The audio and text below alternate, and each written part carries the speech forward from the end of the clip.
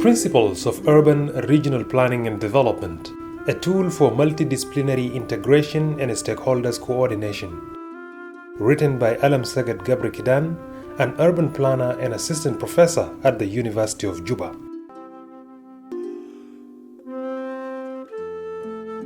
Chapter 1: Introduction to Urban and Regional Planning. Introduction. There are various definitions of urban and regional planning. What we refer to as urban and regional planning in this booklet may also go with other names: regional planning, town or city planning, or rural planning. Whatever it is called, the aim is simple: guidance on orderly land use and management in urban, rural, and regional environments, which should be sustainable. Urbanization affects all of us in a number of ways. Culturally, the urban arises out of people coming or migrating from the rural. These disparate individuals come with their own cultures and cultural baggage. The urban become a melting pot of these diverse cultures. Economically, these individuals may be pulled together by economic forces, and as they settle, they also attract further economic activities, creating commercial centers and others. Identity-wise, the end result is the development, among others, of the new urban identity. This means that urbanization has to be controlled. If it's not controlled, urbanization may create conflict and become a burden for rural areas and the nation at large. It is the purpose of the urban planning to avoid this. Lessons learned from God. Urban planning can be exemplified to the work of God. Day 1, God created light and time. Day 2, skies and waters.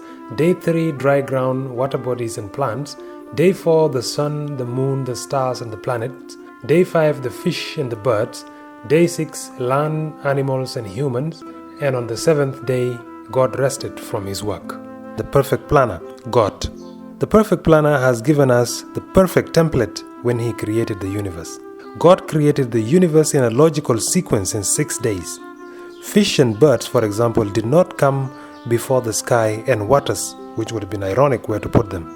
God had a logic sequence to the way he planned and executed his plans. At the heart of the planning is an integrated approach and sustainability.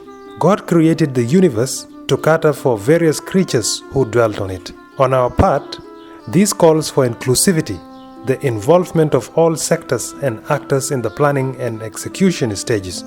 Our task is therefore to work around and not against these templates, God's creation, or what we call nature. For efficient and effective planning, we need to borrow from this perfect template and understand that world as we know it did not come into being by accident. It is a result of well-planned design. It is therefore important that before we interfere with the nature, we need to be aware of how things came into being and why things are where they are today. We need to follow the logical sequence in planning. The purpose of planning. Why do we need to plan? The aim of urban and regional planning should be to maximize land use efficiently, to develop integrated approach to sustainable urban regional development, to ensure connectivity in terms of infrastructure and services, to encourage the development of an integrated national urban policy. What are the outcomes of the planning? The outcomes of urban regional planning are efficient utilization of resources, harmonization of urbanization and urbanism, balanced densification, which is equated to minimum 300 persons per hectare. Nation is composed of people, land, and government. These three makes people and land and a single government. In every nation, there has to be an authority that takes charge of urban regional planning. The nation may be defined as people and land under a single government. The government is mandated with the distribution of scarce resources of a given society in a fair and equitable way without compromising the future generation. It is not only resources that are generated from the land, but all housing infrastructure implementation are laid on the land. We therefore need to be sensitive on utilization of the land because it is one of the three key elements of the nation, as nation is formed of people, land and government. Urbanization can also be exemplified or equated to the body structure of a human being, where you have the body structure which is equal to urban structure. Also, you have the body system which is equivalent to urban system.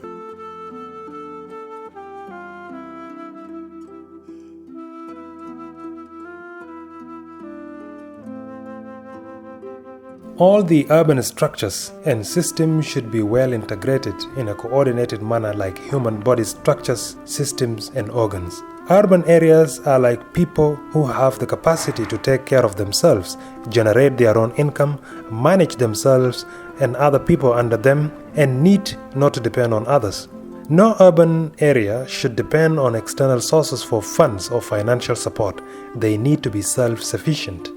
There is an analogy that can be made between a human body and that of urban fabric. In this case, the bones in the body structure can be equated to the roads in the urban structure. The arteries and veins can also be equated to water lines, while urine can be equated to sewage or drainage, the waste product to that of garbage. The nervous system can be exemplified to electricity in the urban area. The brain and the heart can also be equated to the government functioning system, while the lung, the liver, the intestines are comparable to the line ministries or organization. When all these systems and structures are functioning well, the human being is said to be healthy, and the real image of the human being is reflected. Similarly, when all these systems and structures are functioning well, and the urban fabric is well set and functioning, the real urban image appears as visible and prosperous. Why do we need to plan? What are the outcomes of planning? Elements of living nature. You have tangible, which represents intangible, and intangible, which represents values, and values, which once again represents tangible. Intangible, you have things like physical heritage and nature. Intangible, you have culture, literature, and events, while in values, you have abstracts and norms. This creates the identity, and the identity of the urban people is reflected once these elements of living nature are put together. One of the negative impacts of sprawl. Consider a person living and renting where basic services and facilities are available. The person then gets a piece of land to build his own house using money that he either acquired on his own or through a bank loan about 5 kilometers away from where he is. This new settlement, however, does not have the basic facilities and services, including the physical and social infrastructure found in the old area. Since this new environment is not friendly as it lacks basic amenities, this family, including the kids and other dependents, are as a result forced to come back to where they were initially. This adds additional expenses in terms of transport, consumables like shoes, clothes, foods, and etc. The economy of the family becomes destabilized, impacting negatively on the collective society. The burden falls on the immediate target group until the city center administration and the country as a whole takes a stock. They will continue to produce less visionary generation who will always be duplicating problems instead of harnessing opportunities. It is also important to note that sprawl encourages crime, imbalances of socio-cultural makeup of society, destroys environment while putting high demand on infrastructure. All urban settlement starts as babies who need support at the early stage of their life. But as they grow and mature, the need for support should become less and less, with each standing on its own. Where an urban area is not capable of managing its own programs and have control of its own goals, it becomes dependent on other settlements. It is better not to have that kind of urban area. Demand, actors, and agencies. The role of urban planning is to meet the demands put upon it by the various actors and agencies. These demands are centered around the development of the built environment. This includes the management of basic infrastructure and services. Interventions and imbalances of stakeholders. You have rumors, irresponsibility, informal leaders. Stakeholders, professionals, entrepreneurs, sectors, trends, awareness, actors, lobby group, professionals. In utilization, conservation and development, you have the center of interest of conflict, which is between utilization, conservation, and development. And this leads to an internal force. This internal force is a wrangle between the rumors, the irresponsible leaders and informal leaders. To narrow the gap of difference or to avoid the center of conflict, you have to extend awareness, responsibility and accountability. This ensures a strengthening of internal force. Comprehensive plan. In comprehensive plan, you need to be asking yourself a question like, what do we do? And you answer it with 1, a strengthening of regional linkages, 2, land use plan, and 3, physical and social infrastructure plan. Then you ask what is necessary. You answer it by institutional and financial strategies and legislative mechanisms. In comprehensive plan, you should also be asking yourself how to do it, and these will give you methods of implementation. The components of the comprehensive plan will be then broken down into projects and programs and will be programmed as follows: long-term integrated plan, medium-term strategic plan, and short-term action plan. Basic principles for development planning strategy. There are 5 perspectives and 5 aspects. The 5 perspectives here include central government, which is equivalent to regulatory bodies, states, which is the implementing agents, financial institutions, which are the monitoring and controlling of financial movement, producers, who are the suppliers, and consumers, which is the demand. These 5 perspectives need to respect the 5 aspects, which includes the social, economic, cultural, environmental, and territorial. Each and every one of these 5 perspectives and aspects needs to integrate with each other. For this to happen, it needs a platform for containing, conserving, coordinating, and promoting resources and programs. For this matter, we need urban and regional planning so that you can have the maps, the plans, and the descriptive devices. Meaning, the maps gives you all the information below and above the Earth's surface and the database system, and the plans which directs you for your current and future developmental programs, while the descriptive devices will clarify all the programs with the maps and plans for all stakeholders, sectors, and actors. The principle here is for all these components to integrate. Urban and regional planning is a unified development of towns, cities, regions, and their environs. For most of its history, planning dealt primarily with the regulation of land use and the physical arrangement of the settlement structures as guided by multidisciplinary intervention and land development criteria. This brings coordination among all sectors and actors. Urban regional planning, the unified development of towns and regions, is about formulating regulations on land use, the physical arrangement of settlement structures, and land development. All these have to be guided by a multidisciplinary approach, which is geographers, economists, agriculturists, socialists, health professionals, engineers, education professionals, architects, lobby groups, environmentalists, community leaders, and other relevant professionals and stakeholders. Organizational setup or a structure for preparation of urban and regional planning. You have authorized body, which is equivalent to the parliament or the executive. The executive body, which can also be equivalent to the host ministry of the project. The planning coordinators, which is the same as urban and regional planners. And states, line ministries, sectors and actors. Development of database system, development of maps, plans and reports, processing of updating information. The system of flow of information in this case begins from authorized body to executive body to planning coordinator to line ministries, and the information flows back to the processing and updating of information, development of database system and development of maps, plans and reports, back to planning coordinator, and the planning coordinator reports back to the executive body and authorized body. The line ministries also can communicate directly with development of database system and development of maps, plans and reports. Similarly, states, line ministries, sectors and actors can also communicate the information all the way up to the executive. This figure shows the organizational setup and structure for preparation of urban and regional planning. It is important that the process of identification, listing, and protection of historical buildings and sites are embarked on and in earnest. Historical sites should not be destroyed. They should be protected and preserved. Renovation and modification of some historical buildings, if necessary, should be done with aim of retaining the architectural designs and decors of the experts. Plaques could be erected in historical buildings for bringing former glory and to aid future memory. Sectors in integration. How sectors are integrating. Providing and facilitating site and services, integrating workplaces, designing finances and resources through vision and initiative, from providing resources to facilitating resources.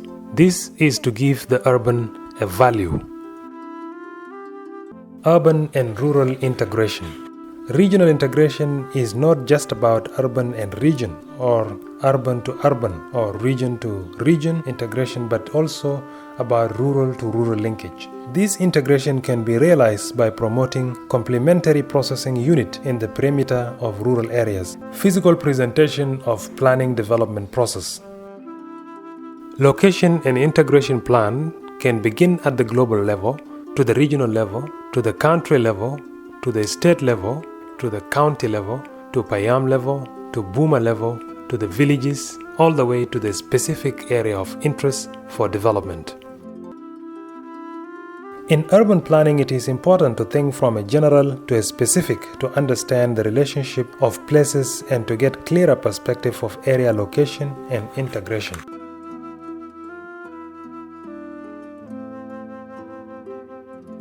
The base map and comprehensive plan. Conceptual direction. Access to urban-rural linkages. In this figure, you have, for example, the city of Juba, which has 4 main roads, one leading northward to Ural, southward to Nimule, eastward to Torit, and westward to Yambio. In addition to this figure, there are surrounding villages which needs to be connected either to the capital city Juba or to the neighboring towns like Ural, Yambio, Torit, and Nimule. And this is important for integration and development of urban-rural linkage. In order to do this, you need to develop growth corridor to connect the main town to the villages to the capital. Promotion of multiple economic centers. In this figure below, you can see as demonstrated that in the capital or core town, you have promotion of tertiary sector such as trading, wholesale market, small-scale entrepreneurial industries. While at the rural areas or the villages, you have the promotion of commercial agriculture and complementing processing units, which is scattered throughout all the villages or all the surrounding rural areas. The promotion of multiple economic center in this essence is to take services to the people at the rural level and make the people in the urban benefit from the resources of the rural. Growth planning densification. In this figure, we can also see that in the urban center or the core town, you have densification of town city centers, ensuring imageability by urban court, developing projects like institutional node, educational node, recreational node, and commercial node. While on the outskirts or outside in the villages at the rural level, you have development as far as possible on low potential land and close to existing villages. And this is shared throughout the rural areas across the country. Facilities in decentralized infrastructure. Also in the diagram or in the figure below, you have the capital or the core town, which is Juba, which has the establishment of an institutional, an educational, recreational, and commercial node, key facilities like wholesales, market, college, key public functions. While at the rural areas which are surrounding villages, you have package of secondary schools, health stations, market and physical infrastructures. This is also scattered and evenly distributed across the villages across the country. Urban integration. In this figure, the diagram portrays here that urban integration leads to more urban centers, which gives rise to socio-economic, cultural, environmental, and territorial integration. The integration in this essence, which begins at the urban, which connects the core town to its outskirts or residential areas, also to the neighboring towns and villages and to the larger country, with an aim of interconnecting the whole country to share resources and facilities in an equal and even manner. More urban centers are created through magical triangle to integrate the neighboring areas from urban to rural, from towns to neighboring villages.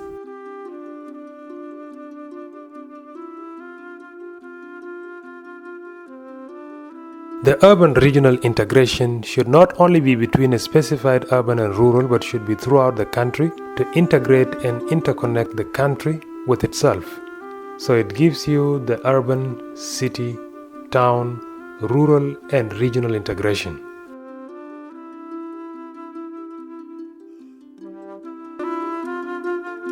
Conclusion.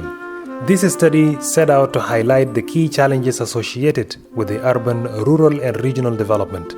This includes identifying the key stakeholders, recommending areas of collaboration among them, and promotion of an alternative planning agenda rooted in integrated planning approach and methods. Within urbanization contexts, the impact of balancing urban demands and supply process have been largely negative.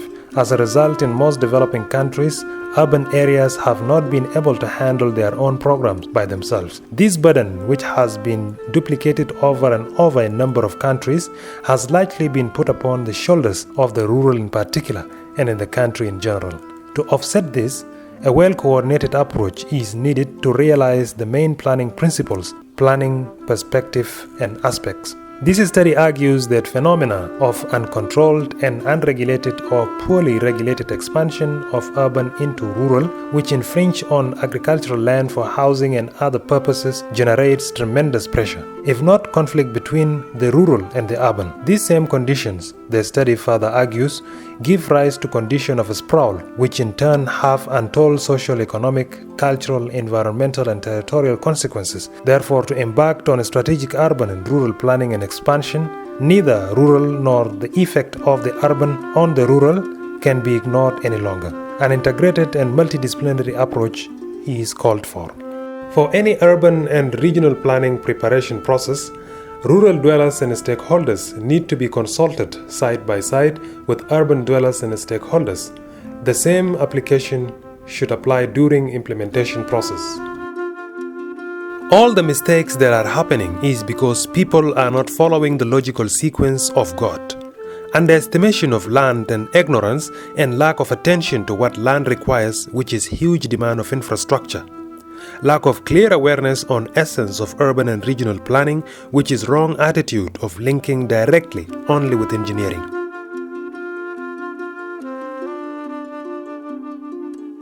Alam Seged Gebrekidan is an assistant professor of urban planning, University of Juba, South Sudan. As he laments the current imbalance in rural-urban planning trends, which he believes is unfairly skewed in favor of the urban, Alam Seged Gebrekidan argues for a symbolic relationship between the two, where the rural benefits from the presence of the strong urban area.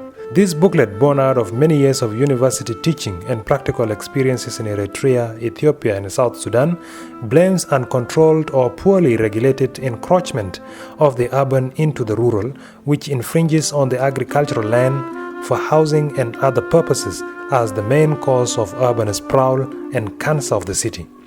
The booklet concludes that in order to embark on a strategic urban planning and expansion, neither the rural nor the effect of the urban on the rural can be ignored any longer. An integrated and multidisciplinary approach is called for. That is why this book, which is about multidisciplinary integration and stakeholders coordination, is a must-read for not only urban planning experts, other disciplines or policy makers, but the ordinary citizens who care about the built environment he or she occupies.